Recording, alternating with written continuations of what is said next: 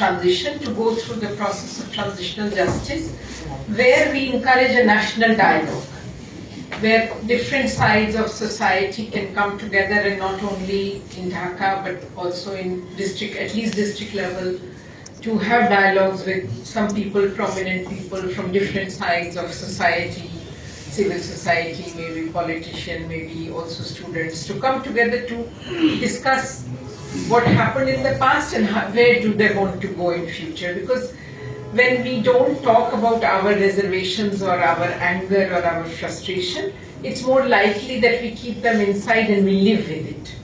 Once we talk about those, then it's easier for us to move on a little bit from the past and look forward to the future.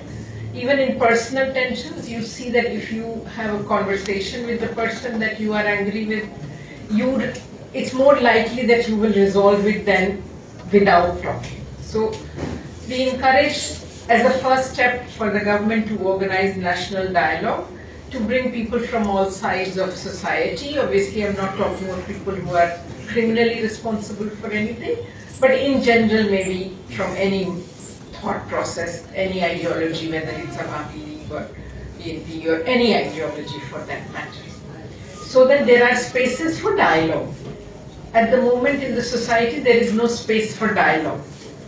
People are very much tied to their own groups, and when they come into confrontation, not in dialogue. So that's one step that we can, we have seen in other countries in the UN that helps people to share their pain, because when you are victimized, you often hold that pain inside you. For example, a woman, her son was picked up and disappeared, and nobody even tells her, acknowledges her pain. So there are many people in Bangladesh whose pain need to be acknowledged. That yes, what happened to you was wrong. We empathize with you, we respect your pain, and it's not that we are going to deny, because the tendency was in the past that pain was denied. Oh, this is not true, he's run away somewhere, this family is lying, that one is lying. So respecting people's pain and creating empathy, that is another way of bridging these gaps with each other, by talking, by empathizing, by respecting, even if we disagree.